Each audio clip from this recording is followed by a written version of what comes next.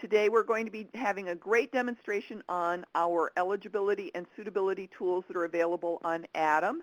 And today, Natasha is going to give us a live demonstration as well as a little bit of presentation there for you. So without further ado, I'm going to turn this over to Natasha Telger. Okay. I wanted to, first of all, go ahead and draw your attention to our ATIM customer intake process checklist, or just a real simple high-level guide of the different steps as part of the intake process. This was developed because of feedback from the field that they just needed just an overview, big picture of, you know, what are the basic steps, what system is this done in, and who does what. So this is available on the ATIM guide. It's also available in the lower left-hand corner that you can download this. And just to kind of walk through this, and the reason why I'm doing this is I have also put together a PowerPoint that has screen captures of our edit system, and that's what we're going to take a look at here in just a little bit. But I wanted to be able to provide you with a PowerPoint or something that you can literally print out and take with you, and just have something to walk you through the steps. And one of the tools that's part of that PowerPoint, I took the components from this checklist and incorporate them into the PowerPoint. So I just want to go over this real quickly. We have the major components like apply, eligibility, suitability, drug test, certification. We have the requirements. We have the system in which this takes place. And then we have the individuals that are participating in each of these steps identified with an X. But on the next page, which I don't necessarily show this to you in the PowerPoint, but it is in the handout, and we have some color coding going on here. And so the color coding, if you see a green box here, then you will see that that is an area where they complete, let me go over here, where you can do something to update a field. And the orangish, light orange areas are areas that are a read-only section. So that explains the color coding that we have here. And again, you can download this in the lower left-hand corner, and it's also available on the ATIM guide. So let's go ahead, and we're going to start out by taking a look at this PowerPoint. The PowerPoint is available for download too, in the lower left-hand corner. And we're going to take a look of the intake process like we just talked about. We're going to take a look at the partner roles, where you can find some of these resources, and a screen capture of the tools. And then I'll actually take you to our editing server so you can take a look at what those tools look like in person, or as close to person as we can do with a webinar, and then our next steps. So the very first step is to simply apply. And it looks like a lot of you already have people that are applying. Some of you have already started your orientation sessions. Others may not have had an orientation session at their location yet. But the very first step is to apply. And they apply in ATIM, and the customer does this online. They access the application through the ilworknetmanufacturing.com/ATIM. We have all kinds of information here so they can learn about the ATIM program. We have a place where they can actually complete the application, but we also have some other outreach materials that are available through this site as well. So that may be of interest to you who are still recruiting or getting employers involved as your partners, as well as reaching out to your customers to apply for to be part of the ATIM program. We also have outreach materials that are available. We have a download section where you can download materials, and in there we have an employer flyer as well as the individual's flyer. Those are also available in the Get Started. If you'd like to learn more about the outreach, we also have an archived webinar that is available from this page as well. Okay, so we talked about applying and informing. As I mentioned before, some of you have already started your orientation sessions. We also recently, actually Monday, had a refresher from from SPR. We have their, their guidelines, your regional guides. Those are all available through the ATIM guide as well. So you would just go to the ATIM guide, and there's a place where you log into the ATIM tools. Once you're in the ATIM tools, there's a section called Resources. You click on Resources, and you can see your ATIM guide for each region. They also mentioned that they had, some updated forms. Those are available from this page as well as some additional resources. So I wanted to make sure you knew exactly where to find those updated ATIM guides and information. Okay. So the next step is, as some of you have already started, is the eligibility process. So you have your customers, they've completed the ATIM application, and you simply click on the application. You can take a look at the information for the people that have who have submitted their application. The next step is to get in touch with those individuals and go through the eligibility process. Now this is done through IWDS. You can see it's indicated on the checklist as going through IWDS, and that's updated by the LWIA. And so this information is updated in IWDS, but you are able to view the eligibility information through the ATIM tools. And you do this by selecting, you have your customer list, and you have your profile. So you'll be able to click on Profile, and you'll be able to see the eligibility information. Now we do have an indicator. You'll see there's a little red box here, and there's some red boxes down here. For your people who are in your customer list who have not had their eligibility updated in IWDS within 10 days of their submitting their application, then you will see that that they'll be identified as red. Okay, so once I click on Profile, I go to the user's dashboard. So I'm looking at their profile, or that's equivalent. Profile equals the user's dashboard here. You can see their background or their information, their last name, first name, application date, areas of interest for their training. Then you can also take a look at these areas that you see eligibility, and you see the suitability and eligibility. Up here, you can see an overview of what's coming from IWDS.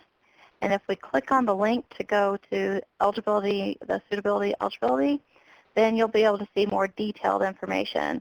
So with this, I can see it says math, able, passed, 11.00 is their score, and I can see when they took those assessments.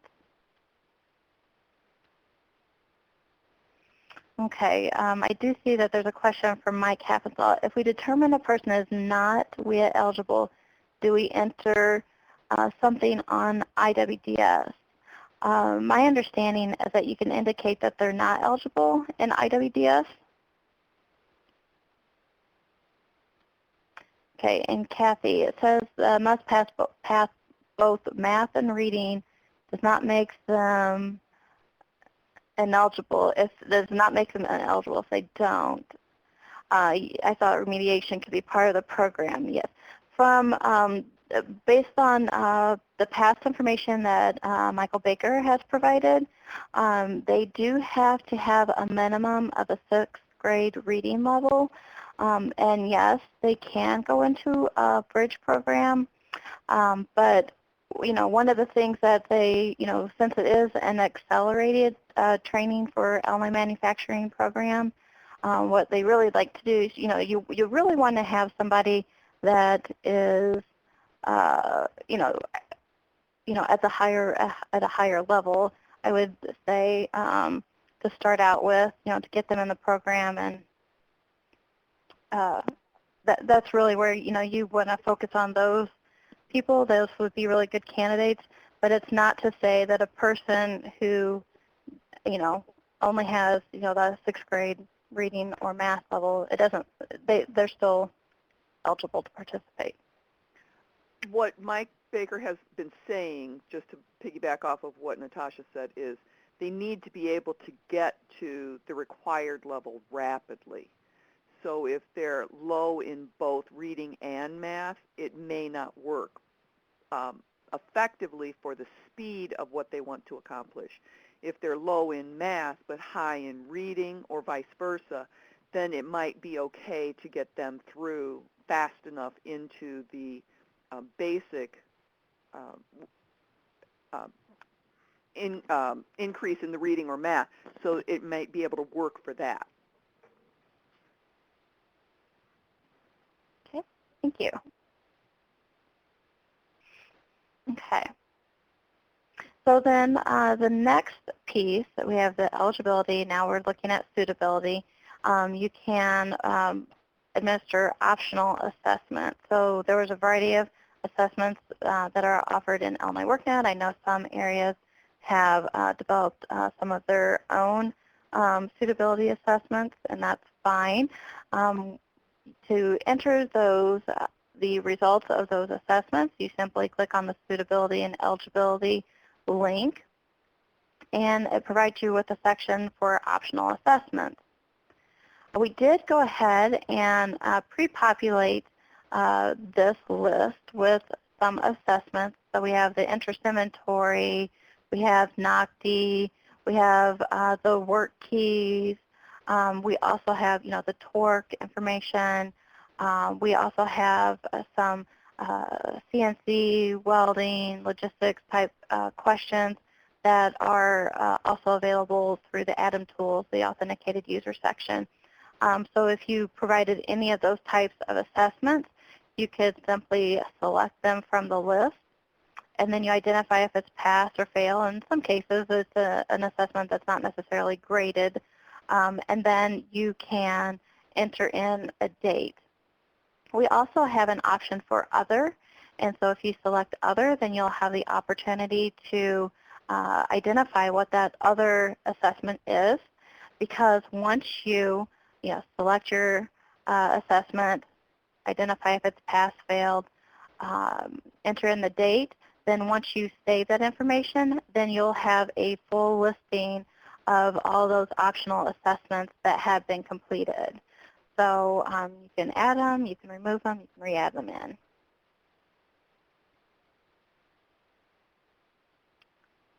Okay, and then once you have your suitability piece assessments that the individual has completed, then you will get together as a team. I know the different areas have different ways that are different makeups of their team and different approaches, but it is a team approach, so obviously the customer is involved. You have your adult education, post-secondary, employer, LWIA, project manager involved in the suitability determination. I know that in some areas they are actually having the employer interview the customer as part of this process. So the process may vary from region to region, but again, the focus is that it is on a team approach. So the team will take a look at this person, determine if they are a good match for this program, and then they select yes, they're suitable, or no, they're not. Once they do that, they can enter the date. They click set eligibility. It's going to give you a confirmation. Are you sure this is you want to say yes? Because when you confirm suitability, then you'll see it documents the date, the suitability determination, and who identified that person as suitable. Once a person has been identified as suitable, it unlocks the next section, which is the drug test. So you have the ability to identify, or the person takes a drug test, and let's just say that maybe they ate the wrong thing, or for whatever reason that came back as failed. or maybe it's just scheduled. You can enter in the drug test as failed or scheduled and enter in a date, and it will just keep the listing of your tests that you have, so it keeps a history of it. But once you select that they've passed the drug test, then it will, and you enter in the date, then it's going to say, are you sure that this person passed the drug test? And you say yes, and it'll enter in the pass status as well as the date. And then once a person has passed their drug test, then it opens up the ability for this person to be added to the random assignment group, the query for that. Okay, so a person is suitable, they pass their drug test, it's unlocked the random group assignment query. In order to run the query, you have to have, not just anybody can do it, just the selected people, so it would be people within your LWIA that have been identified as having access to this information. They simply click on the link to Random Assignment Data Entry Report. They are provided with a link to the Random Assignment Data Entry Report. This is on the report section. They can run it any time, but they're provided with that link. And with that link, they have the person's name, date of birth, social security number, customer ID, organization. They can print that information and enter it into the random assignment group or tool. And we just had a webinar on Monday, and that covered that information, and that's also available in the archived webinar section of the ATIM guide. One thing I do want to point out is that the veterans status is pulled from IWDS, so we make sure that we have accurate veteran information. And veterans can participate in the program, but they are not included in the treatment group. So you have your person, but if they are a veteran, they will not show up in this list. Okay. Okay. So let's go ahead before we talk about our next steps, and I want to share my screen. Let me do a quick here. Okay, so just a quick check with the, you can see my screen just fine? Yes, I can. Okay, great. If you need to see it larger at any time, you can click on the full screen button and it'll make it larger. To come back to this original size, you can click the button again and it'll make it smaller. Okay, so you can access these tools by going to the ilworknetmanufacturing.com/ATIM. This is our page. And in the footer, you'll see the ATIM guide. So you click on the ATIM guide. And again, these are the resources that I referred to earlier. Our archived webinars are right here. Download, FAQ, those are some useful areas to get to know. And the ATIM tools specifically for eligibility suitability are available in the Sign Into ATIM tools. So I'm going to click in there, but I'm actually going to go to my editing server. So that's how you access it. You would log in using your Workforce Partner account. You've already been given access to the ATIM tools.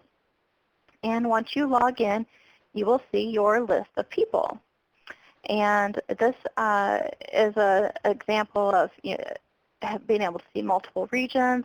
In this case, we have access to all these regions because I'm in as a super user. But for your region, if you have access to a couple, you'll only see the regions that you have been provided access to. So I'm going to go ahead and I'm going to take a look at my most recent people. And normally, this is on my editing server again, just so you know.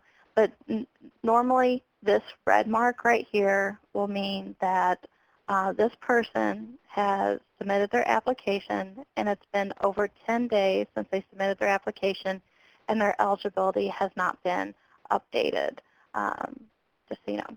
But this is our sample person, so I'm going to go ahead and take a look at the profile.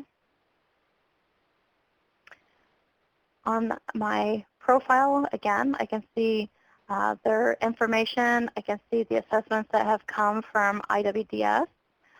This is part of the tools that are coming with, you'll see that the items that aren't highlighted are the ones that don't have a line underneath them. Those are the areas that are for the personal training plan, so those are coming soon, and you'll see those. But today the focus is on suitability and eligibility, so I'm going to click on that top link. And you can see I have the details for the eligibility. I can take a look at the reading and math assessment. And this will be important to know as well because we are adding more reports. So you could take a look at, pull a report on individuals who have, scored a certain grade level on their either reading or math assessment. So all the information that we're pulling in, we are adding filters and making it so that you'll be able to run reports and sort out that information. This is our example of the optional assessment. I can go ahead and put this person has passed their work keys assessment, we'll just say, and I can select a date and add the assessment. And you'll see it adds it over here on the right-hand side. If I selected the wrong thing, I can just simply click it, the remove button, and it will delete the assessment. If I deleted it in there, you can easily just add it right back in there. This is a section where the LWIA, after the team review, the person would go in here and say, yes, this person is eligible.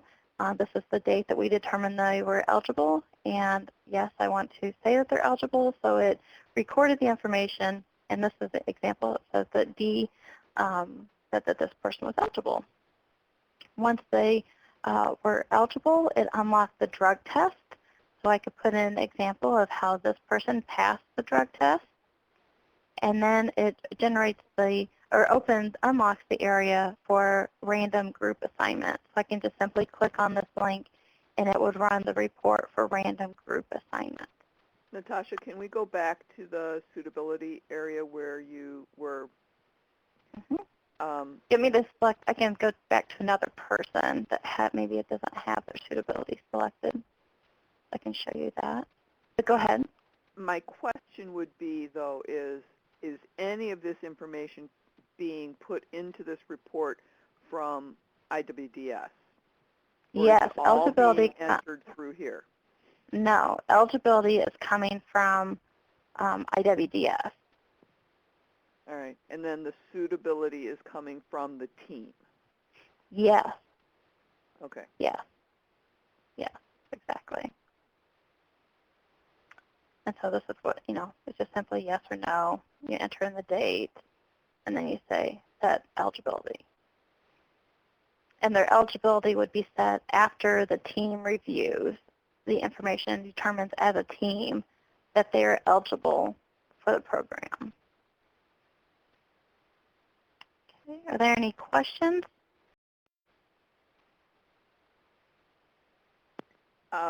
Sarah is asking, does that eligibility come from IWDS as a result of our certifying the IWDS applications? I'm not 100%. When you say certifying, I'm not sure if I don't want to misspeak on terminology. I don't know if that's the same as saying that a person is eligible.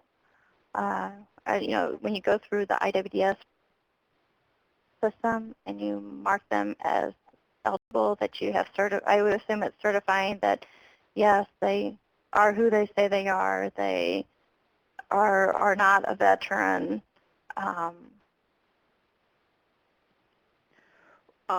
Sarah, does certifying mean that, yes, they've been approved in IWDS?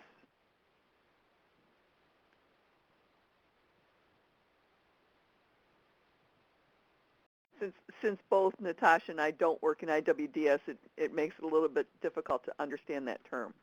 It did for trade, Sarah says. David Taylor is typing, so let's see what he says.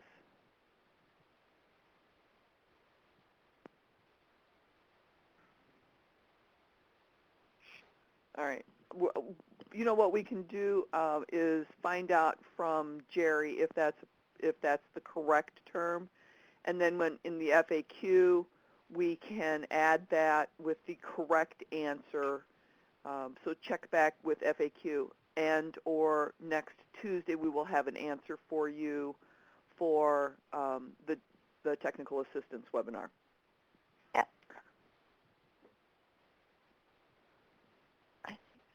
Okay, Natasha, would you like to move on? Okay. Really, that's it for the demonstration piece. We'll go ahead and talk about some next steps.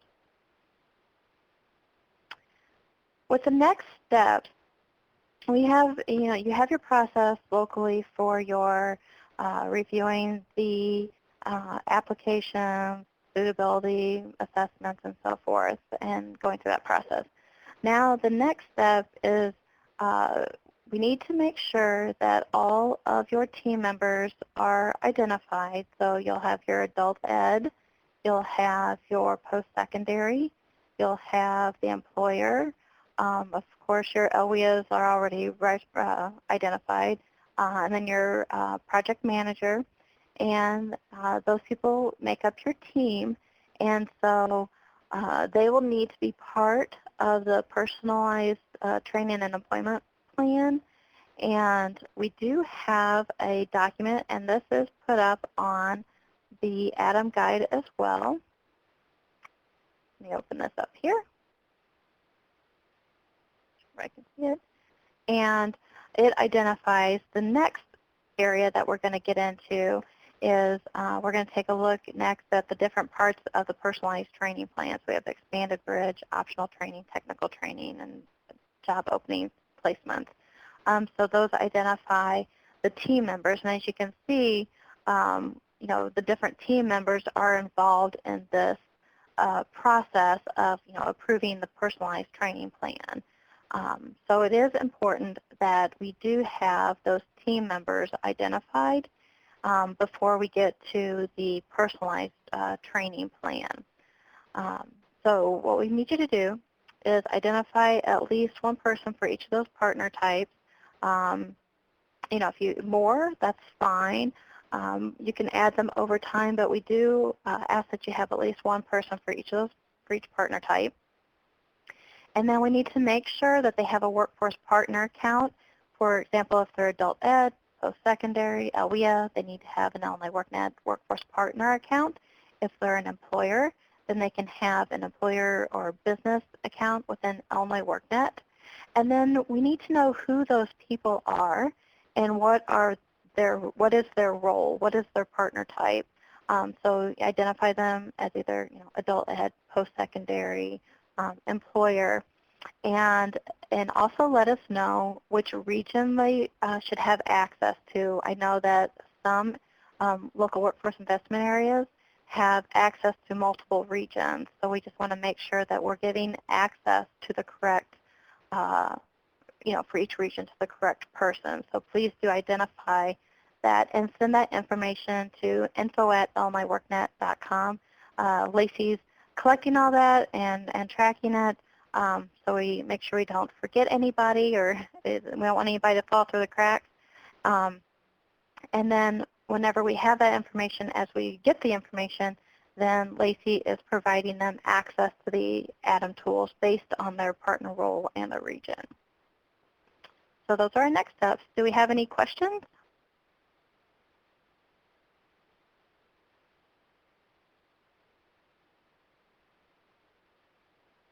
I don't see anything being typed.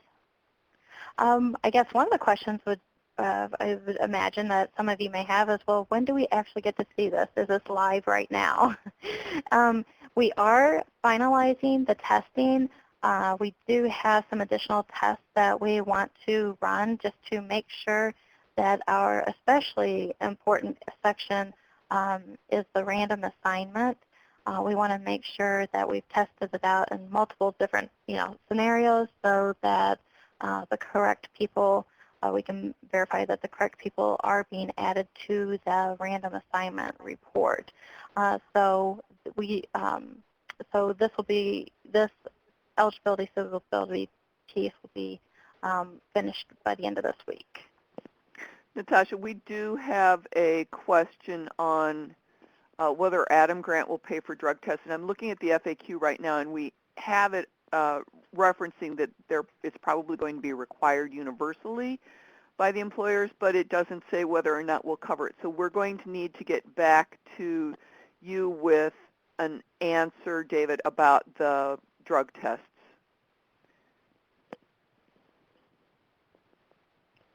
Good question. Looks like David is typing again. Are there any other questions?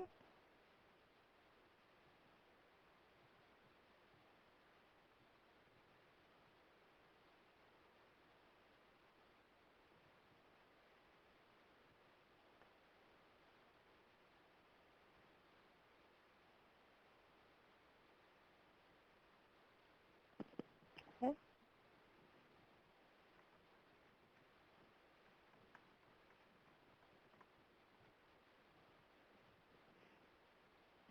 David, we'll bring up the drug question in the technical assistance session on the 1st, if we can have an answer by that too.